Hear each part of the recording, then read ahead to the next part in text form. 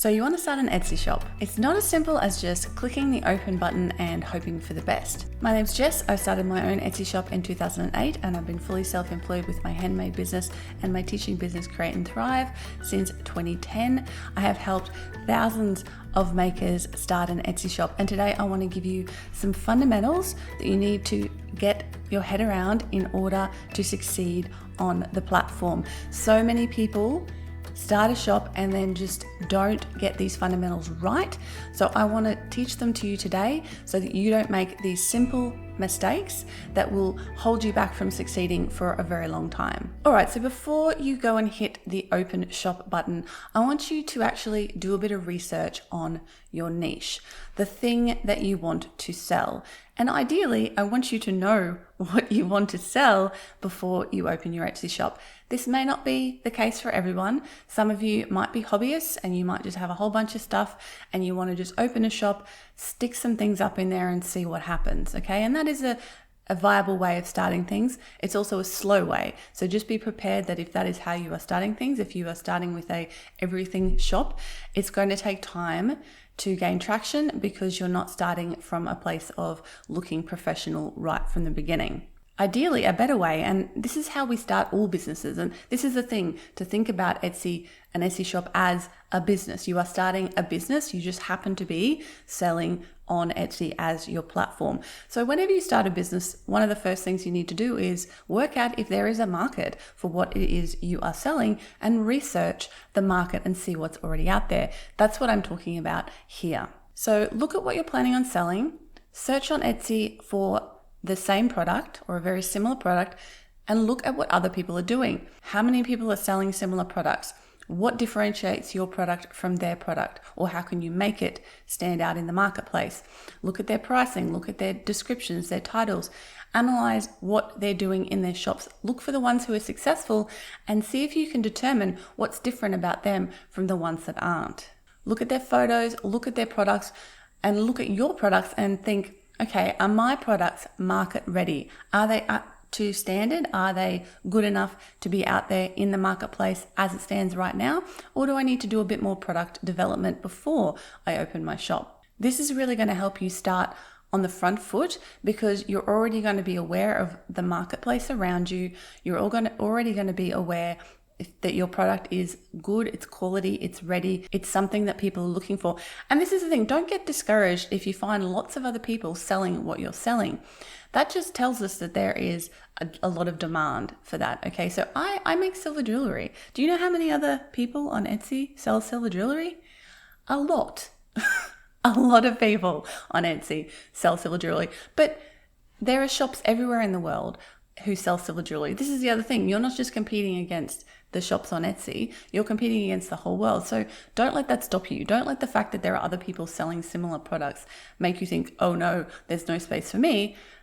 Switch it and think, okay, there's a market for this. Especially if you look at those shops that are doing well, they're surviving, they're thriving. There is a market for this sort of work. You need to figure out where you fit in that market. And that brings me to my second point, and that is create a brand. Now, when I say the word brand, what probably comes to mind is like a logo and colors. And yes, that is part of it. Although a logo is not necessary. You can just literally put your brand name as font, a nice font, and that can be your logo. Simple as that. Don't have to get complicated with it. But a brand is much more than that. A brand is actually the promise you are making to your customers. Okay, think about the brands you know and think about what they represent in your mind. They probably represent a particular feeling, a particular circumstance, a particular set of words or impressions. That's what a brand really is, okay? All of the window dressing around a brand are just trying to communicate what the brand is about and what it's promising to its customers. So that's what you need to think about. Now, if you're not familiar with this whole brand promise idea, I have a whole workshop on this in my membership for makers, the Thriver Circle. I'll leave a link to find out more about that below. I also have a video on this channel that's specific to branding for Etsy shops. I'll leave a link to that up here and you can watch that after this one. Save it for later. Again, it's okay if you're watching this and you're going, Jess, I have no idea what my brand is. I don't even know what my product is yet. That's okay. I'm sort of giving you the steps so you get it in your head of the things to think about and the things to work on while you're thinking about developing your business before you open it. So basically, what are you all about? What's your business all about? What's your unique selling proposition? What's the thing that separates you from the crowd? Is it your story? Is it something about your process? Is it something about the materials you use? And think about your customer. What are they going to care about? What is it that they care about? Why would they buy from you? Why will they buy from you as opposed to your competitor? Now, if you're thinking because of the price, no. You can't compete on price. I'll talk a bit more about that later. Yes, you should be in the ballpark, but that should not be the primary thing. The primary thing is your branding. That is why people will pay squillions of dollars for a Louis Vuitton bag when they could go down to Target and buy a purse for $10. There's really not that much difference between the two products except for the branding. This is how important branding is. And again, it's okay for this to develop over time if you're unsure. I'm also a fan of, coming up with something and getting going. Don't let this stop you for 6 months from opening a shop because your brand isn't perfect yet. Just get a general idea and run with that, and you can develop it over time. So yes, you do want to think about basics like the colors you want to use, the photography style and the backgrounds you're going to use, the fonts you want to use, no more than 2 or 3 fonts, people. Don't go crazy with the fonts. And the colors, same thing. Try to keep it to about 3 colors just to keep things simple. Speaking of photography, that is my third thing.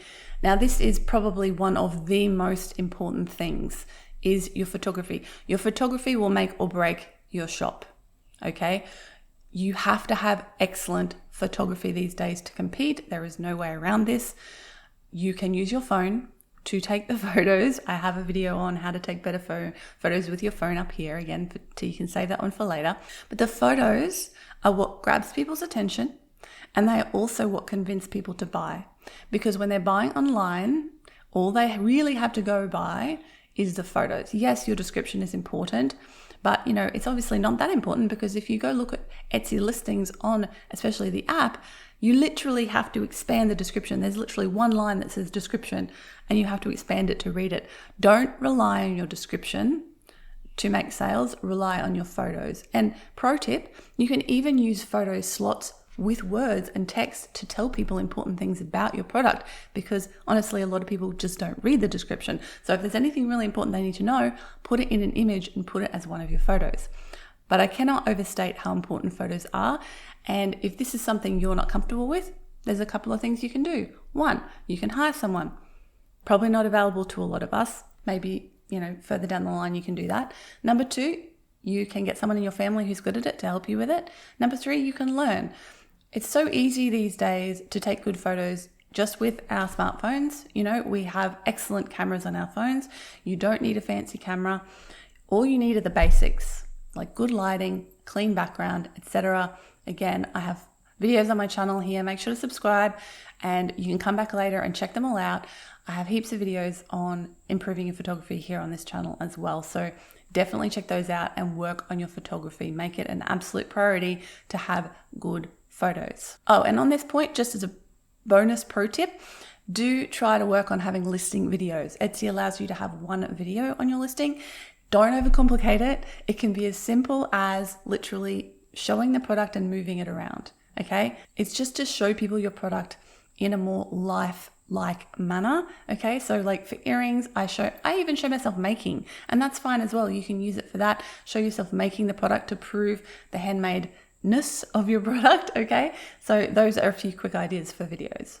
All right, number 4, if you want to get traffic from Etsy, after all, that is a big reason why we're on the platform, is to take advantage of the traffic that's already there, because otherwise you could just start your own website, drive the traffic yourself, which is a lot harder to do.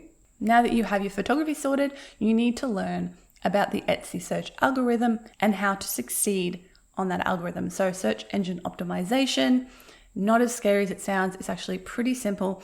The number 1 question I want you to ask yourself when you make any listing on Etsy is this: what is somebody going to type into the search bar to find this product? Okay, that is the number 1 question to always ask yourself. What words, keywords, phrases, what are they going to type into the search bar if they want to find what I'm selling? Those are the words you need to have in your title, in your tags, in your description, etc. Now, there is quite a lot to learn about Etsy SEO.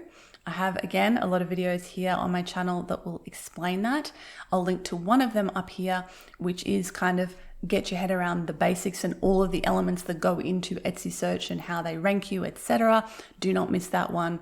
That'll teach you all the basics. But really, it just comes down to coming up with the right keywords that people are going to be using to find your work and making sure you have them in the right places in your shop. Okay, you will get better at this over time. You can work at this over time, but just start with that question always. What will someone type in the search bar to find this product? Oh, hey, super quick interlude, because after recording this video, I realized I didn't tell you about my free download that you will definitely want to get your hands on. It's called the Etsy Quick Start Guide. It's a checklist that if you follow every step in there will help you to get your Etsy shop up and running and not miss anything super duper important. So I will put a link to that right here at the top of my description so you can go download that one. All right, back to the video. Okay, number 5 is pricing. Pricing your products correctly.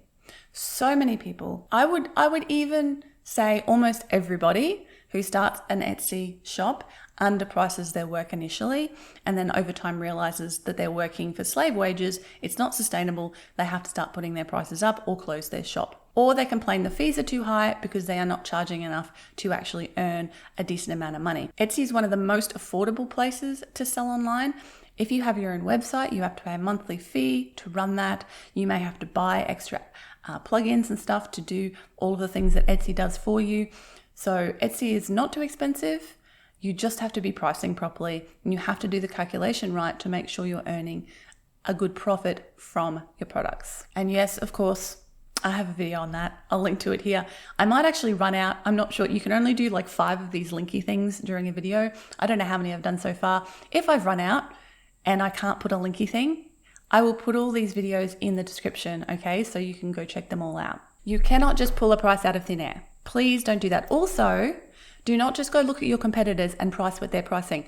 You have no idea if they've priced correctly. You have no idea what sort of money they're making or if they're a full-time maker. Like, again, I don't care if you're a full-time maker, a part-time maker, or a hobbyist, please price properly, because when you underprice, you don't only hurt yourself, you hurt the industry and you hurt the community of people who are trying to make a living out of this. It's really important that we all work on pricing our products correctly and charging enough so that everybody wins. So do the calculations.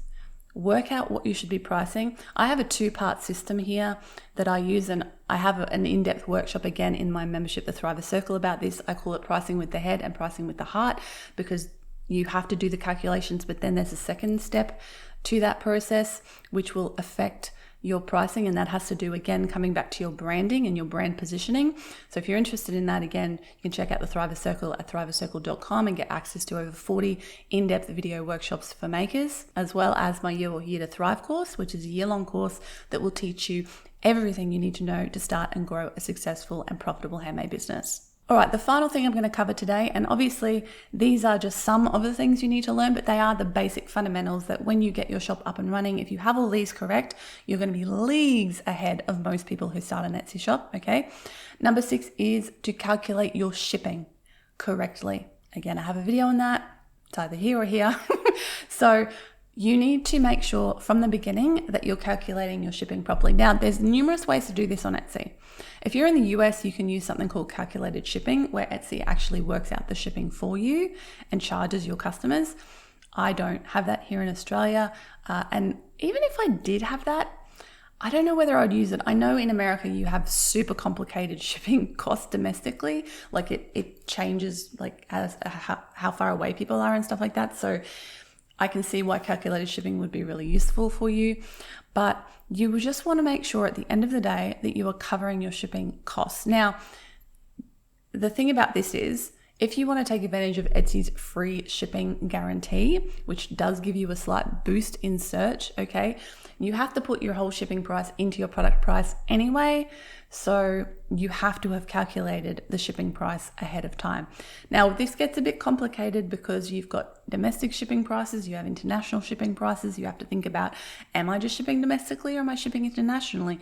And if I'm doing both, how am I going to make sure that when somebody buys something with my free shipping, I've covered the cost? It may mean a bit of a sort of a win-lose situation. In other words, you might get more money for some orders than you actually need, and you might get less money for other orders than you actually need. But that is a whole a whole thing that you need to think about before you set up a shop, because you need to make sure that you are covering the shipping, packing, and packaging costs in your shipping price. This is one of the things that can really stop people and stump people, but I promise you can work it out. And you might make mistakes, and that's okay. You'll learn over time, but do the work. Go look, whoever you're shipping with, whatever company you're shipping with, do the work to go calculate your shipping. Also, if you are outside of the US, there is an awesome thing on Etsy now where you can have domestic and international. You can have different prices for domestic sales and international sales. And this solves the whole Etsy free shipping problem, because here I can offer free shipping to Australians at a lower price, because obviously their shipping's cheaper. And then for my international customers, I put the much higher shipping price in their product price. And that means I actually have two quite different prices, because international shipping's like $25, whereas domestic shipping's like $6 or $7, depending on what you do. But that's a really, really helpful tool. So if you are outside of the US, and I believe India, they don't offer this either, or at least they didn't last time I checked, definitely take advantage of this. Okay, go look at it in your shop. Bottom of your listing, there will be the option to set the two different prices. This is a godsend. I was so excited. Again, I did a video that explains this in detail. Put a link to that in the description. I think I've probably run out of clicky things by now, so I will put that down there if you want to find out more about that. Okay, so I know I've thrown a lot at you in this video. Make sure to like it, save it to a playlist. If you don't already hear, if you're on YouTube and you are trying to learn how to open an Etsy shop, run a handmade business, create a playlist where you can save really useful videos and come back and watch them again later. Great idea. I do that myself. So make sure to subscribe, make sure to save this video for future reference, because you can come back and then work your way through all of the other videos I've mentioned in this one and all the other videos on my channel that will help you. I cover almost every element of how to have a successful handmade business, a successful Etsy shop for makers. And I will be releasing a video at least once a week, every week for the foreseeable future, covering this topic as well. So if you enjoyed this one, please give me a thumbs up and let me know in the comments what your biggest takeaway was from this video today. And if you're curious about my shop, there's a link to that down in the description as well. Thanks so much for watching. Oh, before you go, this is one other video that I didn't mention, Etsy Keywords 101. Go check that one out right here. It will tell you a little bit more about the SEO part of Etsy and about keywords, because that's something you need to wrap your head around. So check that one out. Thanks so much for watching. I'll catch you soon. Bye.